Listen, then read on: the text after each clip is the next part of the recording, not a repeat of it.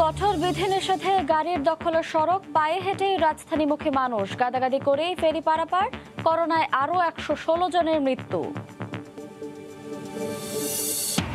ঢাকার নির্মাণাধীন ভবনে ঢু মারলেই মিলছে এডিসের লার্ভা। ডেঙ্গু নিয়ন্ত্রণে আজ থেকে বাড়ি বাড়ি অভিযান। জনসম্পৃক্ততা ছাড়া মিলবে না ফল বলছেন বিশেষজ্ঞরা।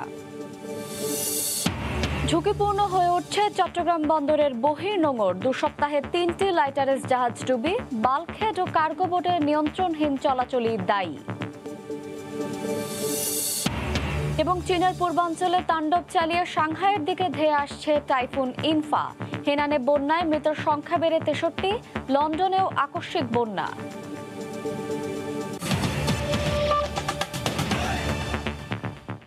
সময় সংবাদের সঙ্গে আছে আমি শায়লা রহমান ইমা। ২৪ ঘন্টায় ঢাকার বাইরে বিভিন্ন জেলায় করোনা ও উপসর্গ নিয়ে মারা গেছেন ১৩২ জন। এর মধ্যে রাজশাহীর ১৭ জন।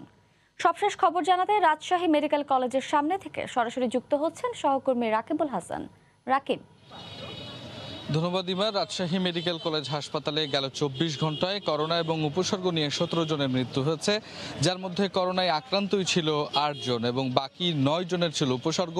তার মধ্যে রাজশাহী থেকে কিন্তু সর্বোচ্চ ১২ জনের মৃত্যু হয়েছে বলে রাজশাহী মেডিকেল কলেজ হাসপাতাল কর্তৃপক্ষ আমাদেরকে তাদের একটি প্রতিবেদনে জানিয়েছেন। আমরা সকাল থেকেই রাজশাহী মেডিকেল কলেজ হাসপাতালের সামনে থেকে যেটি দেখতে পাচ্ছি যে এখন পর্যন্ত প্রায় ৬টি জেলা থেকে কিন্তু রোগীরা এসেছেন। করোনা এবং উপসর্গ নিয়ে কিন্তু রোগীরা ভর্তি হচ্ছেন।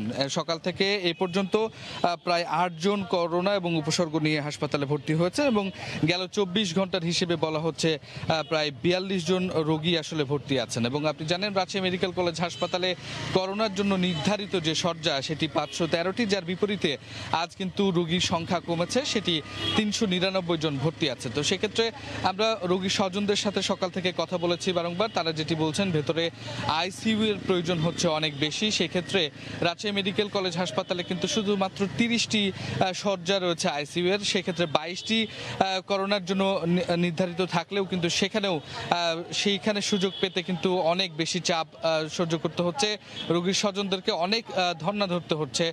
প্রায় ৪০ থেকে ৫০টি সিরিয়াল অতিক্রম করে ২ থেকে ৩ দিন পরও কিন্তু এই আইসিইউ পাওয়া যাচ্ছে না। তো সেক্ষেত্রে আসলে মৃতের সংখ্যাটা খানিকটা বাড়ছে বলে এখানকার স্বজন যারা আছে রোগীর তারা দাবি করছে।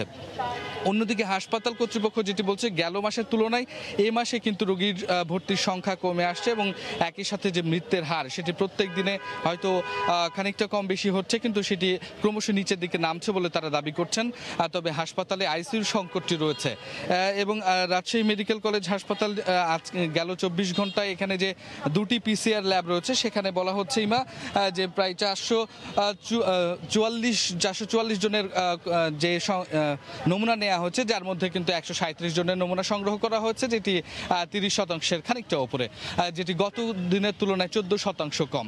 তো ইমা, রাজশাহী মেডিকেল কলেজ হাসপাতাল থেকে করোনা পরিস্থিতির এই ছিল আমার কাছে সর্বশেষ খবর।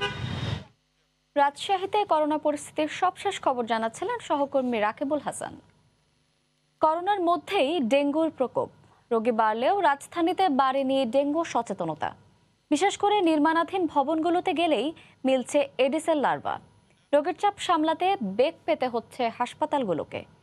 কীটতত্ত্ববিদরা বলছেন, এডিস নিয়ন্ত্রণে জনগণের সম্পৃক্ততা নিশ্চিত করতে না পারলে সফলতা আসবে না। তাজওয়ার মাহমিদের রিপোর্ট। এই করোনা মহামারীতেই নগর জুড়ে নতুন আতঙ্ক ডেঙ্গু। স্বাস্থ্য অধিদপ্তরের হিসেবেই গত ২ দিনে রাজধানীতে ডেঙ্গু নিয়ে হাসপাতালে ভর্তি হয়েছেন ২০৯ জন। পরিস্থিতি কিছুটা আঁচ করতে পেরেই এরই মধ্যে এক দফা ক্রাশ প্রোগ্রামও করেছে ২ সিটি কর্পোরেশন। তবু সুফল মিলছে কই? বিশেষ করে নির্মাণাধীন ভবনগুলোতে ঢু মারলেই মিলছে এডিসের লার্ভা। কিছু নির্মাণাধীন ভবন তারা খুবই অসতর্ক। আমাদের এই এত কোটি কোটি টাকার প্রোগ্রাম তারা জাস্ট ব্যর্থ করে দিচ্ছে। এখানে যেটা পাওয়া গেছে এডিস মশার লার্ভা, এবং খুবই পরিণত অবস্থায়, যেটা হয়তো আজকে কালকে এরা মানুষকে কামড়াতো। তো এই জন্য আমরা তাদেরকে ১ লক্ষ টাকা জরিমানা করছি, এবং এটা সবার জন্য একটা মেসেজ। লকডাউনের কারণে কোনো অসচেতনতার কারণে এটা হয়ে গেছে। চলতি মাসে হাসপাতালে ভর্তি হয়েছেন ১০০০-এর বেশি রোগী। এর মধ্যে সবশেষ ২৪ ঘন্টায় হাসপাতালের বিছানায় ডেঙ্গু নিয়ে লড়ছেন প্রায় ৭০০ জন। রোগীদের প্রতি পরামর্শ হচ্ছে যে জ্বরের শুরুতেই এটাকে অবহেলা না করে দ্রুত চিকিৎসকের সাথে পরামর্শ করে প্রয়োজনীয় পরীক্ষা নিরীক্ষা করে এটা ডেঙ্গু কিনা এটা পৃথক করা। কীটতত্ত্ববিদরা বলছেন কেবল অভিযানে মিলবে না সুফল, দরকার সমন্বিত উদ্যোগ। আইনের একটা প্রয়োগ যে চাপ সেটারও দরকার আছে, কিন্তু শুধু আইন দিয়ে সব কিছু হবে না আর কি। এটা একটা সম্মিলিত ইন্টিগ্রেটেড অ্যাপ্রোচ নিতে হবে আর কি। চলতি বছর ডেঙ্গুতে 3 জনের মৃত্যুর খবর নিশ্চিত করেছে অধিদপ্তর। তাজওয়ার মাহমিদ, সময় সংবাদ, ঢাকা। কঠোর বিধিনিষেধের চতুর্থ দিনের পরিস্থিতি জানাতে এই মুহূর্তে রাজধানীর গুলশানে আছেন সহকর্মী সেলিয়া সুলতানা এবং চট্টগ্রামের শাহ আমানত সেতু এলাকায় আছেন সহকর্মী কমল দে। প্রথমেই যাচ্ছি সেলিয়ার কাছে। সেলিয়া, হয় আমরা সকাল থেকে নগরীর বেশ কিছু সড়কে এরই মধ্যে কিন্তু আমরা দেখেছি এবং সেই জায়গাগুলোতে কিন্তু একটি বিষয় লক্ষ্য করা গেছে। একদিকে যেমন গাবতলী, যেটি কিন্তু বলা হয়ে থাকে যে ঢাকা শহরে আসার একটি প্রবেশপথ, সেখানে কিন্তু মানে অসংখ্য মানুষ একই সঙ্গে কিন্তু প্রাইভেট কার, ব্যক্তিগত যেসব গাড়ি রয়েছে, বিভিন্ন ধরনের পরিবহন রয়েছে, সেগুলো আসলে ব্যবহার করার এক ধরনের প্রবণতা দেখতে পেয়েছি আমরা সাধারণ মানুষের মধ্যে এবং সেসব মাধ্যমে তারা এই ঢাকায় প্রবেশ করছেন। অন্যদিকে কিন্তু ঢাকা থেকে বেরিয়ে যাওয়ার জন্য ব্যক্তিগত গাড়ি ব্যবহারের সংখ্যা কিন্তু তুলনামূলক গত 2 দিনের থেকে বেশি ছিল বলে আমাদেরকে জানিয়েছে যারা মূলত এই আইন শৃঙ্খলা কর্তৃপক্ষ আছেন, যারা আসলে এই লকডাউনটা আসলে অনেকটা সাধারণ মানুষকে তারা বলছেন যে শুধু আসলে নিয়ম মানার জন্য বিষয় না, শুধু এখানে কিন্তু নিয়ম মানানোর এক ধরনের বিষয় আসলে কাজ করছে। সেক্ষেত্রে আসলে এত মানুষকে আসলে কিভাবে নিয়ম মানানো যায়, সে যদি সচেতনতা বৃদ্ধি না হয় সেটি আসলে যথেষ্ট পরিমাণ কঠিন বলে তারা আমাদেরকে জানিয়েছেন। আমরা কিন্তু এই মুহূর্তে আছি গুলশান 2 নম্বরের যে চৌরাস্তার যে মোড়গুলো, সে মোড়গুলোতে কিন্তু আমরা দেখতে পাচ্ছি যে সাধারণ মানুষের সংখ্যা কিছুটা কম থাকলেও কিন্তু রিক্সা এবং অন্যান্য যে পরিবহন, ছোট পরিবহনগুলো আছে সেগুলো ব্যবহার করার এক ধরনের প্রবণতা যেমন আছে, তবে ব্যক্তিগত গাড়ির ব্যবহারও কিন্তু বেশি। সেক্ষেত্রে কিন্তু অনেকেই কিন্তু আমাদেরকে বলেছেন যে তারা আসলে তাদের অফিসে যাওয়ার জন্যই তারা আসলে বেরিয়েছেন এবং জরুরি কাজে যেমন টিকা দেওয়া এবং হাসপাতালে যাওয়ার যে জরুরি বিষয়গুলো, প্রয়োজনগুলো আছে সেগুলোই আসলে তারা বলছেন। তবে একটি বিষয় আপনাদেরকে বলে রাখতে চাই, যখন আসলে এই গত 23 তারিখ থেকে যে কঠোর লকডাউনের বিধিনিষেধগুলো আসলে দেওয়া হয়েছে, সেখানে কিন্তু বলা হয়েছে যে প্রতিষ্ঠানগুলো, বিশেষ করে সরকারি বেসরকারি সব ধরনের প্রতিষ্ঠান আসলে বন্ধ থাকবে। তারপরও কিন্তু অনেকেই বলছেন তাদেরকে যেমন পরিবহনের ব্যবস্থা করে দেয়নি প্রতিষ্ঠানগুলোর, অন্যদিকে তাদেরকে আসলে অফিসে এসে অফিস করতে হচ্ছে। সেটি আসলে অনেকটা এই বিধিনিষেধ মানা এবং না মানার অন্যতম একটি কারণ তারা আমাদেরকে জানিয়েছেন। এই ছিল এখন পর্যন্ত রাজধানী থেকে আমার কাছে যে লকডাউনের যে বিধিনিষেধ মানা এবং মানানোর যে বিষয়, তার সর্বশেষ চট্টগ্রাম থেকে আমাদের সহকর্মী কমল দে যোগ দিচ্ছেন। সেখানে আমাদের যে লকডাউনের যে পরিস্থিতি তিনি জানাচ্ছেন সেখানকার সর্বশেষ। ধন্যবাদ সেলিয়া। বন্দরনগরী চট্টগ্রামে একদিকে করোনা সংক্রমণ নিয়ন্ত্রণে আনা যাচ্ছে, অন্যদিকে সাধারণ মানুষের লকডাউন ভাঙার যে অজুহাত সেটি যেন বেড়ে চলেছে। গত 24 ঘন্টায় চট্টগ্রামে করোনা আক্রান্ত হয়েছে 848 জন, মারা গেছে 12 জন। এখন পর্যন্ত আসলে যে লকডাউনের যে কার্যকর সেটি কিন্তু শহরের যে প্রবেশদ্বারগুলো রয়েছে সেখানে কিন্তু কার্যকর করছে বাংলাদেশ সেনাবাহিনীর 2টি ইউনিট রয়েছে, যারা চেকপোস্ট হিসেবে বসিয়ে তারা নিয়ন্ত্রণ করছে অযথ যানবাহন যেগুলো রয়েছে এবং ব্যক্তিদের চলাচলগুলো কিন্তু তারা নিয়ন্ত্রণের চেষ্টা করছে। বিশেষ করে সিটি গেট এবং শাহ আমানত সেতু এলাকায় সেটা একটু কড়াকড়ি রয়েছে। আমরা দেখেছি সেনাবাহিনীর দুটি যে চেকপোস্ট সেটা কিন্তু খুব কড়াকড়িভাবে যানবাহন নিয়ন্ত্রণ করছে। তারা অযথা কোনো যানবাহনকে তারা রাস্তার শহরের দিকে ঢুকতে দিচ্ছে না, কিন্তু শহরের মধ্যে আবার যারা নানা অজুহাতে লোকজন কিন্তু বের হওয়ার চেষ্টা করছে। একই সাথে কিন্তু সেনাবাহিনীর 7টি টহল টিমও কিন্তু শহর জুড়ে তারা টহল দিয়ে যাচ্ছে, বিশেষ করে অযথা যেসব যানবাহন রয়েছে তারা যেন চলাচল করতে না পারে। এবং এক্ষেত্রে আমি একটু কথা বলার চেষ্টা করব। আমার সাথে রয়েছেন যে শাহ আমানত সেতু এলাকায় যে টিমটি সেনাবাহিনী টিমটি কাজ করছে সেই টিমের প্রধান ক্যাপ্টেন রাইম। আপনার কাছে জানতে চাইবো মানুষ কেমন অজুহাত দিয়ে রাস্তায় নামার চেষ্টা করছে? জি, আজ চতুর্থ দিনে করোনা লোকজন যথেষ্ট বেশি আমি দেখতে পাচ্ছি। জনগণের চলাচল এবং যানবাহন খুব বেশি, তারা বিভিন্ন অজুহাতে বের হচ্ছে। তাদের মধ্যে দেখা যাচ্ছে বেশিরভাগই ব্যাংকার এই ডাউট দিচ্ছে বা তারা বিভিন্ন কর্মস্থলে ফেরত যাওয়ার জন্য ছুটি শেষ করে, এগুলো ডাউট আমি বেশি দেখতে পাচ্ছি। কিন্তু মানুষ চলাচলটাকে আপনারা নিয়ন্ত্রণ করতে কিভাবে পারছেন বা নিয়ন্ত্রণ কিভাবে করছেন? যেগুলো যারা প্রজ্ঞাপন মেনে উপযুক্ত কারণ দেখিয়ে অথবা জরুরি প্রয়োজনে বের হচ্ছে, আমরা তাদেরকেই সিটিতে ঢোকার জন্য অ্যালাউ করছি। তাছাড়াও এখানে পুলিশ এবং ম্যাজিস্ট্রেট আসছে, তারা জরিমানা করছে এবং তাদের উপযুক্ত পদক্ষেপ গ্রহণ করছে। ধন্যবাদ। আমরা কথা বলছিলাম যে শাহমানত সেতু এলাকা সেনাবাহিনী যে টিমটি কাজ করছে সেই টিমের প্রধান ক্যাপ্টেন রাহিমের সাথে। তিনি বলছেন নানা অজুহাতে কিন্তু সাধারণ মানুষ রাস্তায় নামার চেষ্টা করছে। দেখেন গত 24 ঘন্টায় চট্টগ্রামে আক্রান্তের সংখ্যা 848 জন, মারা গেছে 12 জন। সাধারণ মানুষ যতটা সচেতন হওয়ার কথা ততটা সাধারণ মানুষ সচেতন হচ্ছেন। একদিকে হাসপাতালগুলিতে করোনা রোগীর উপচে পড়া ভিড়, আইসিইউ সংকট, কিন্তু সেটি দেখে যে মানুষ ভীত হয়ে বাসায় থাকবে বা লকডাউন মানবে সেটি হচ্ছে না। হেতু অহেতু অজুহাত দিয়ে রাস্তায় নেমে আসছে মানুষ, রাস্তায় নেমে আসছে অযাচিত যানবাহন। সেনাবাহিনীর তারা এবং আইন শৃঙ্খলা বাহিনী, পুলিশ সহ প্রশাসন কিন্তু চেষ্টা করছে তাদেরকে নিয়ন্ত্রণ করার জন্য। সাধারণ মানুষ সচেতন না হয় তাহলে হয়তো সেটি নিয়ন্ত্রণে আনা যাবে না। তো এখন পর্যন্ত আমার কাছে ছিল চট্টগ্রামে একদিকে চলছে করোনা সংক্রমণের উদ্যোগতি, অন্যদিকে লকডাউন ভাঙার জন্য সাধারণ মানুষের যে প্রাণান্তকর চেষ্টা, নানা অজুহাত, তার সর্বশেষ। চট্টগ্রামে কঠোর বিধিনিষেধের সবশেষ খবর জানাচ্ছিলেন সহকর্মী কমল দে, এবং তার আগে রাজধানীর গুলশান থেকে আমাদের সঙ্গে যুক্ত ছিলেন সহকর্মী সেলিয়া সুলতানা। কঠোর বিধিনিষেধ উপেক্ষা করে শিমুলিয়া বাংলা বাজার নৌরোড দিয়ে পদ্মা পাড়ি দিচ্ছেন অসংখ্য মানুষ। নেই স্বাস্থ্যবিধির বালাই। বিস্তারিত জানাতে মুন্সিগঞ্জের শিমুলিয়া ঘাট এলাকায় আছেন সহকর্মী নাসির উদ্দিন উজ্জ্বল। সরাসরি যাচ্ছে তার কাছে। উজ্জ্বল, রাজধানীমুখী মানুষ কিন্তু এই পদ্মা পাড়ি দিচ্ছে এই ফেরিতে করে। এখানে লং, স্পিডবোট, ট্রলার সবকিছু বন্ধ থাকার কারণে এই বিআইডব্লিউ পরিচালিত যে ফেরি, এখানে বহরের 19টি ফেরির মধ্যে চলাচল করছে 7টি ফেরি। এই ফেরিতে করে আমরা দেখছি যে দক্ষিণাঞ্চলের যে প্রবেশদ্বার হিসাবে পরিচিত শিমুলিয়া ঘাট, এখানে কিন্তু দক্ষিণাঞ্চলের বিভিন্ন জেলা থেকে লোকজন এসে নামছে এবং এখানে এসে তারা বিভিন্নভাবে রাজধানী ঢাকায় যাওয়ার চেষ্টা করছে। আমরা দেখছি যে এখানে মাইক্রো, প্রাইভেট কার এবং অটোরিকশা সহ নানা রকম যানবাহনে করে তারা ভেঙে ভেঙে রাজধানী ঢাকায় যাচ্ছেন এবং তারা বলছেন যে প্রিয়জনদের সঙ্গে ঈদ শেষে রাজধানী ঢাকায় নানা রকম কাজকর্ম থাকবার কারণে তাদেরকে রাজধানীতে যেতে হচ্ছে। এবং গার্মেন্টস কর্মীদের সংখ্যা অনেক বেশি ছিল। তারা বলছেন যে আগামী 27 তারিখে গার্মেন্টস খুলতে পারে এমন একটি আভাস তাদেরকে দেওয়া হয়েছে। সে কারণে তারা রাজধানীতে যাওয়ার চেষ্টা করছেন। এবং এখানে বিআইডব্লিউসিসি বলছে যে এখানে যে জরুরি পরিষেবা, অ্যাম্বুলেন্স, পণ্যবাহী ট্রাক ছাড়া অন্যান্য যানবাহন পারাপার এবং যাত্রী পারাপার নিষিদ্ধ করা হলেও লোকজন এমনভাবে ফেরিতে উঠে যাচ্ছে যে তাদের পার করা ছাড়া কোনো উপায় থাকছে না। এখানে আমরা দেখি যে আইন শৃঙ্খলা বাহিনী, সেনাবাহিনী, বিজিবি, পুলিশ বিভিন্ন স্থানে তারা চেকপোস্ট, ভ্রাম্যমাণ আদালত পরিচালনা করছে এবং টহল দিচ্ছে। কিন্তু তারপরেও কিন্তু এই যে কঠোর বিধিনিষেধ সেটি উপেক্ষিত হচ্ছে এই শিমুলিয়া ঘাটে। এবং এখানকার যে স্বাস্থ্যবিধি সেটি কিন্তু বালাই নিয়ে আমরা দেখছি অনেকে মাস্ক পর্যন্ত করছেন না। এবং এখানকার যে এই শিমুলিয়া ঘাটে যে ভয়ঙ্কর করোনা সংক্রমণ ঝুঁকি, যেটি ডেল্টা ভেরিয়েন্টের ঝুঁকি রয়েছে, সেই ঝুঁকিকে উপেক্ষা করে কিন্তু এই রাজাকান্দি অবস্থা চলছে। এবং বিআইডব্লিউসিসি বলছে যে তারা সর্বাত্মক চেষ্টা চালাচ্ছেন, কিন্তু এই ভিড় সামলানোর মতো যে আইন শৃঙ্খলা বাহিনী বা সক্ষমতা তাদের নেই এবং সে কারণে কিন্তু তারা বাধ্য হচ্ছেন এই পথটা পাড়ি দিতে। এবং এখানে যে 11 কিলোমিটার পথ, সেই পথ পাড়ি দেওয়ার ক্ষেত্রে আমরা দেখছি যে খোলা আকাশের নিচে কিন্তু মানুষজন ফেরিতে উঠে যাচ্ছে। তো এই ছিল এই শিমুলিয়া ঘাটে সর্বশেষ। বালুবাহী বাল্কহেড ও পণ্যবাহী কার্গো বোটের নিয়ন্ত্রণহীন চলাচলের পাশাপাশি লাইটারেস জাহাজগুলোতে আধুনিক যন্ত্রপাতি না থাকায় চট্টগ্রাম বন্দরের বহির্নোঙর কেন্দ্রিক পুরো নৌরুট ঝুঁকিপূর্ণ হয়ে উঠছে।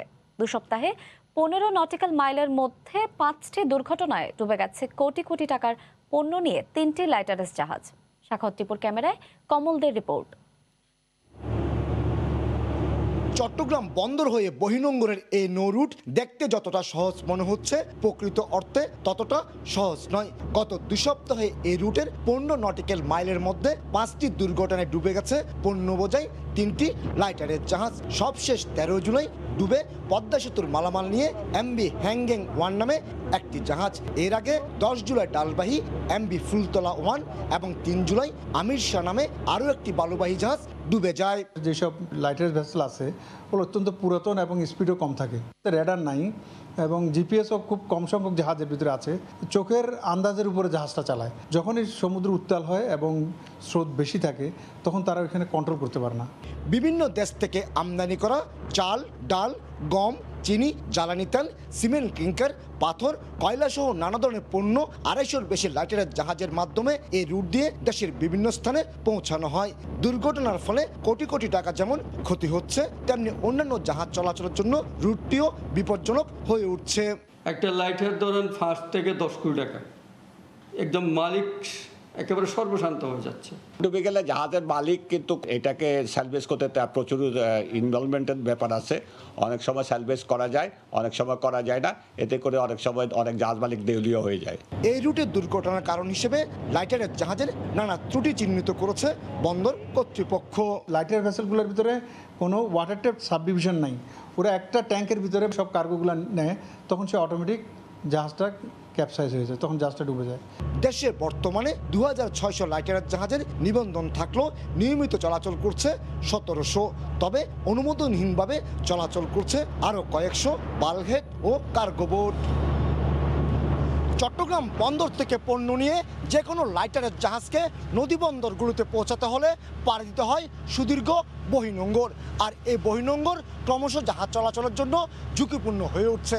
প্রায়শ ঘটছে দুর্ঘটনা, আর এই দুর্ঘটনা এড়াতে লাইটারের জাহাজগুলোকে একটি শৃঙ্খলার মধ্যে আনার কথা বলছেন বিশেষজ্ঞরা।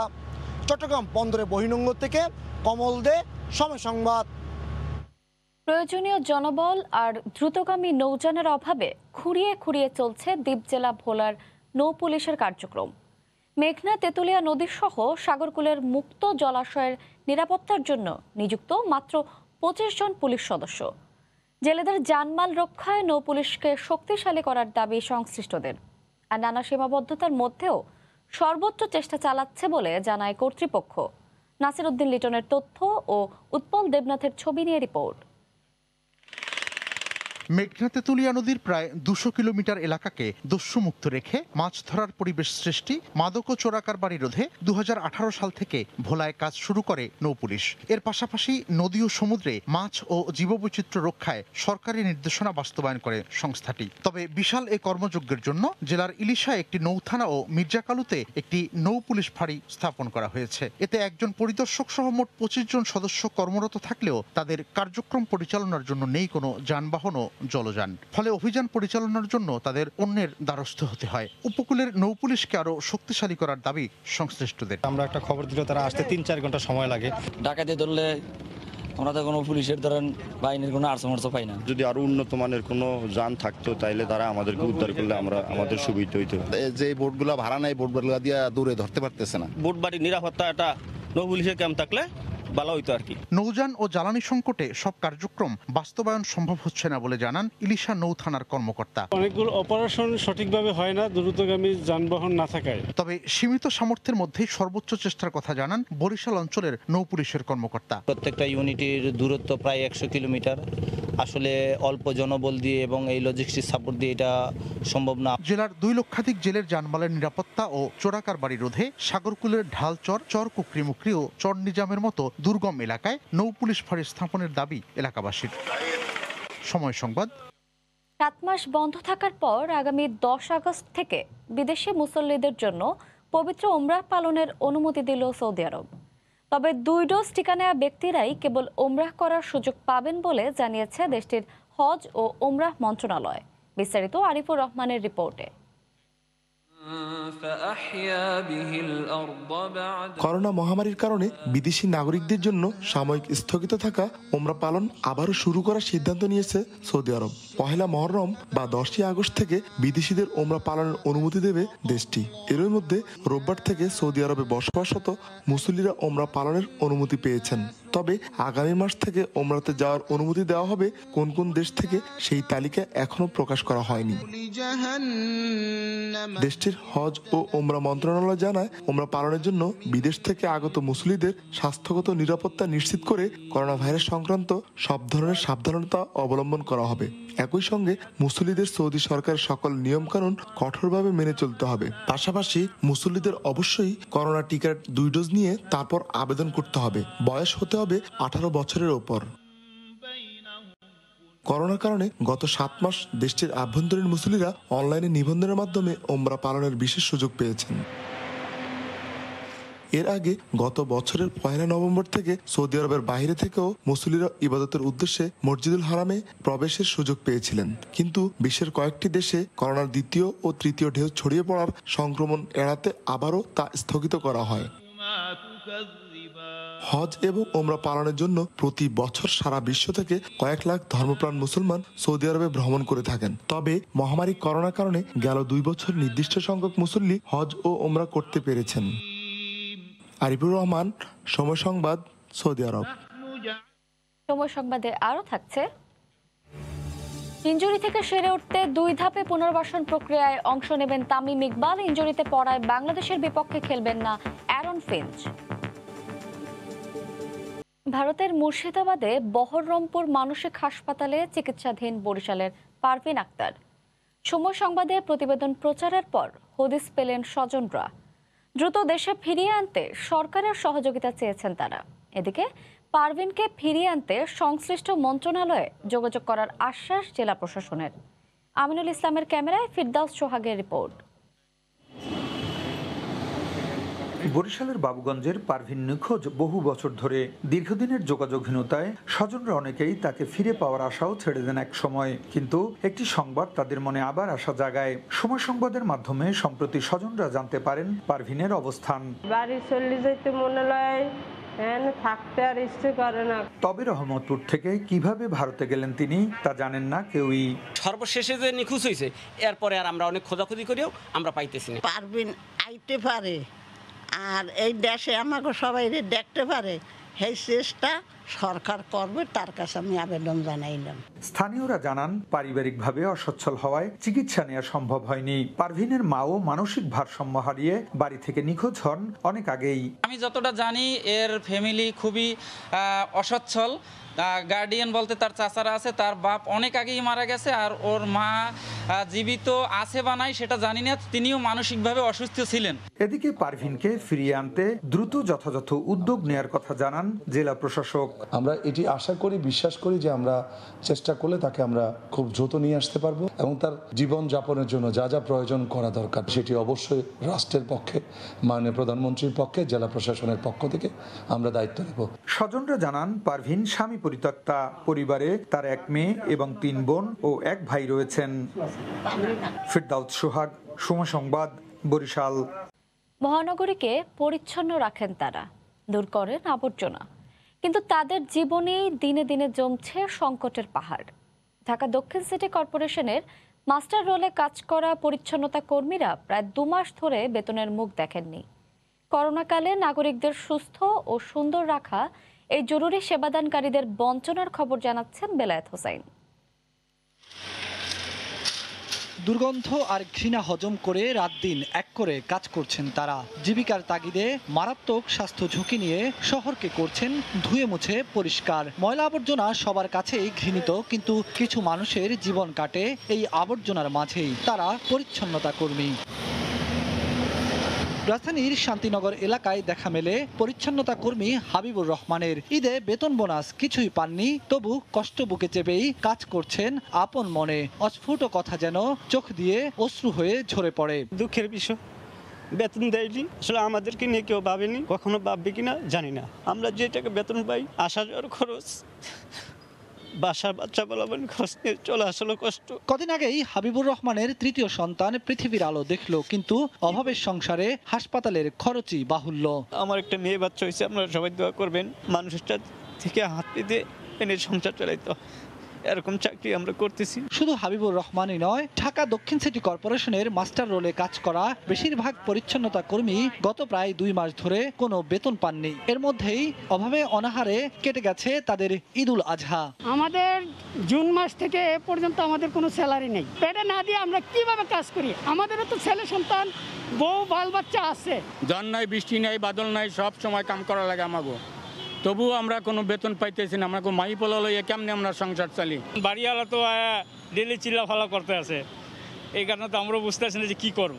দক্ষিণ সিটি কর্পোরেশন বলছে বয়সসীমা আর অবসর নিয়ে কিছু জটিলতা তৈরি হওয়ায় বেতন আটকে গেছে। ব্যাপারটা এরকম না যে দেওয়া হচ্ছে না, ব্যাপারটা হচ্ছে দেওয়া যাচ্ছে না, কিন্তু যারা পাওয়ার তারা নির্দেশনা অনুযায়ী সংস্থান অনুযায়ী ঠিক মতোই পাবে। মেয়র মহোদয়ের নির্দেশনা অনুযায়ী যারা পাওয়ার তারা পাবেন, যারা পাওয়ার না তারা পাবেন না। সুতরাং যারা অভিযোগ করছে তারা কিন্তু আমাদের দক্ষ অদক্ষ শ্রমিকের তালিকাভুক্ত নয়। সংশ্লিষ্টদের সাথে আলোচনা করে বেতনের বিষয়টি সুরাহা করার আশ্বাস ঢাকা দক্ষিণ সিটি কর্পোরেশনের। বেলায়েত হুসাইন, সময় সংবাদ, ঢাকা। মালয়েশিয়ায় করোনায় আক্রান্তের সংখ্যা 10 লাখ ছাড়িয়েছে। সবশেষ একদিনে আক্রান্ত হয়েছেন প্রায় 18,000, যা দেশটিতে একদিনের সর্বোচ্চ আক্রান্তের নতুন রেকর্ড। কোভিডে দেশটিতে এ পর্যন্ত মারা গেছেন 8,000। বিভিন্ন রাজ্য থেকে বাংলাদেশিদের আক্রান্ত ও মৃত্যুর খবর আসছে। কুয়ালালামপুর থেকে মোহাম্মদ আব্দুল কাদেরের রিপোর্ট। মালয়েশিয়ায় করোনার ভারতীয় ভেরিয়েন্ট ছড়িয়ে পড়ার পর প্রতিদিনই ভাঙছে আগের রেকর্ড। রোববার দেশটিতে একদিনেই রেকর্ড শনাক্ত হয়। করোনার ভয়াল থাবা থেকে বাদ পড়ছে না প্রবাসী বাংলাদেশিরাও। বহু জাতিগোষ্ঠীর দেশ মালয়েশিয়ার বিভিন্ন রাজ্য থেকে প্রতিদিনই বাংলাদেশির মৃত্যুর খবর আসে। দেশটিতে গত 24 ঘন্টায় 7,000-এরও বেশি মানুষ আক্রান্ত হয়েছে, যা একদিনে সর্বোচ্চ আক্রান্তের নতুন রেকর্ড। দেশব্যাপী চলমান ন্যাশনাল রিকভারি প্ল্যানের প্রথম ধাপের কঠোর লকডাউনের পরও কোনোভাবেই করোনা সংক্রমণ কমাতে পারছে না মালয়েশিয়া। প্রতিদিনই হাসপাতালগুলোতে বাড়ছে করোনা রোগীর ভিড়, দেখা দিয়েছে শয্যা সংকট। করোনা মোকাবিলায় জোরদার করা হয়েছে টিকাদান কর্মসূচি। প্রতিদিন গড়ে 4 থেকে 4.5 লাখ মানুষকে দেয়া হচ্ছে ভ্যাকসিন। প্রাপ্তবয়স্কদের মধ্যে এখনো পর্যন্ত প্রথম ডোজের ভ্যাকসিন নিয়েছে 49.2% মানুষ, দ্বিতীয় ডোজের ভ্যাকসিন নিয়েছে 23.1%। তারপরও সংক্রমণের ঊর্ধ্বগতিতে আতঙ্ক আর অনিশ্চয়তায় প্রবাসীরা। কঠোর লকডাউন এবং সোশ্যাল ডিস্টেন্স মেনটেন করার পরও মালয়েশিয়াতে করোনার ঢেউ যেভাবে বেড়েই চলছে, তাতে জনসাধারণের মধ্যে এক ধরনের আতঙ্ক বিরাজ করছে। বাংলাদেশি প্রবাসী ভাইদেরকে বিশেষভাবে অনুরোধ করব এসওপি মেনে চলার জন্য, মাস্ক স্যানিটাইজার ব্যবহার করার জন্য, কোনো ধরনের গণজমায়েত, ঈদ পুনর্মিলনী সহ কোনো ধরনের সামাজিক অনুষ্ঠান আয়োজন কিংবা অংশগ্রহণ করা থেকে বিরত থাকা। কঠোর লকডাউনের মধ্যে যে প্রতিষ্ঠান খোলার অনুমতি দিয়েছে সেগুলো মন্ত্রণালয়ে অনুমতিপত্রের অপব্যবহার করছে কিনা তা যাচাই করছে সংশ্লিষ্ট বিভাগ। একই সঙ্গে দেশ জুড়ে করোনার ঝুঁকিপূর্ণ অঞ্চলগুলোতে অস্থায়ী রোডব্লক স্থাপন করা হয়েছে। করোনা ভাইরাসের প্রাদুর্ভাব ঠেকাতে আগামী 27 জুলাই থেকে 9 আগস্ট পর্যন্ত দেশটির কেলান্তান, পেরাক, তেলেঙ্গানা রাজ্য সহ অন্তত 29টি অঞ্চলে ইএমসিও ঘোষণা করেছে মালয়েশিয়ার নতুন উপপ্রধানমন্ত্রী ইসমাইল সাবরি ইয়াকুব। মোহাম্মদ আব্দুল কাদের, সময় সংবাদ, কুয়ালালামপুর, মালয়েশিয়া। ইনজুরি থেকে সেরে উঠতে জিম্বাবুয়ে থেকে দেশে ফিরেই কাজ শুরু করেছেন তামিম ইকবাল। পুরোপুরি ফিট হতে 6 থেকে 8 সপ্তাহ সময় লাগবে তার। 2 ধাপে পুনর্বাসন প্রক্রিয়ায় অংশ নেবেন ওয়ানডে অধিনায়ক। প্রতি সপ্তাহে তার অবস্থা পর্যবেক্ষণ করবেন বিসিবি চিকিৎসক। হারারেতে সতীর্থরা খেলেছে টি-20 সিরিজ, আর দেশের হয়ে টি-20-র সর্বোচ্চ রান সংগ্রাহক ঢাকায় নেমে পড়েছেন ফিট হয়ে ওঠার যুদ্ধে। আপাতত 1.5 থেকে 2 মাস চলবে এভাবেই। তামিম ইকবালের পুনর্বাসনের পুরো প্রক্রিয়াটিকে 2 ধাপে সাজানো হয়েছে। শুরুতে চলবে হালকা ব্যায়াম, এরপর ধীরে ধীরে বাড়বে মাত্রা। বিসিবি সূত্র জানিয়েছে এমনটাই। তামিমের কাজটাকে যদি 2 ভাগে ভাগ করি, প্রথম অংশে কম ইম্প্যাক্ট যুক্ত অ্যাক্টিভিটি দেওয়া হয়েছে, তার মানে কম রানিং, কম জাম্পিং। কিন্তু যত সময় যাবে আস্তে আস্তে ইম্প্যাক্ট বাড়তে থাকবে। ক্লোজড কাইনেটিক চেইনে এক্সারসাইজ করতে থাকবে, হাই ইম্প্যাক্ট অ্যাক্টিভিটি করতে থাকবে। এটা একটা ধারাবাহিক প্রক্রিয়া। আমাদের ফিজিও ও ট্রেনার একটা পরিকল্পনা করেছেন, সেটা তামিমের সঙ্গে আলোচনা করেছেন। তামিমকে এটা বুঝিয়ে বলা হয়েছে, সে অনুযায়ী সে এটা শুরু করেছে। হাঁটুর ইনজুরি তামিমকে ভোগাচ্ছে অনেকটা সময়, সেজন্য ডিপিএল এর সুপার লিগে ছিলেন বিশ্রামে। পরিকল্পনা অনুযায়ী ফিট হয়ে উঠলে ইংল্যান্ডের বিপক্ষে হোম সিরিজে আবারও মাঠে ফিরতে পারেন টাইগারদের ওয়ানডে অধিনায়ক। একটা প্রোটোকল তামিমকে দেওয়া হয়েছে, সেই অনুযায়ী ওর পুনর্বাসন শুরু হয়ে গেছে। আশা করছি পুরো প্রক্রিয়া 6 থেকে 8 সপ্তাহে শেষ হবে। মাত্র শুরু করলো, আমরা প্রতি সপ্তাহে অবস্থা পর্যবেক্ষণ করব। ইনজুরি আছে মুস্তাফিজেরও। জিম্বাবুয়েতে অনুশীলন ম্যাচে গোড়ালিতে চোট পেয়েছেন এই পেসার, তবে সেরে উঠেছেন মুশফিকুর রহিম, করছেন প্র্যাকটিসও। মাকসুম আলম খান, সময় সংবাদ, ঢাকা। সময় সংবাদের শীর্ষ সংবাদগুলো জানিয়ে দিচ্ছি আরো একবার। কঠোর বিধিনিষেধে গাড়ির দখলে সড়ক, পায়ে হেঁটে রাজধানীমুখী মানুষ, গাদাগাদি করেই ফেরি পারাপার, করোনায় আরো 161 জনের মৃত্যু। ঢাকার নির্মাণাধীন ভবনে ঢু মারলেই মিলছে এডিসের লার্ভা। ডেঙ্গু নিয়ন্ত্রণে আজ থেকে বাড়ি বাড়ি অভিযান। জনসম্পৃক্ততা ছাড়া মিলবে না ফল, বলছেন বিশেষজ্ঞরা। এবং ঝুঁকিপূর্ণ হয়ে উঠছে চট্টগ্রাম বন্দরের বহির্নোঙর। 2 সপ্তাহে 3টি লাইটারেস জাহাজডুবি। বাল্কহেড ও কার্গো বোটের নিয়ন্ত্রণহীন চলাচলই দায়ী। এই ছিল সময় সংবাদে, সঙ্গে থাকুন সময়ের।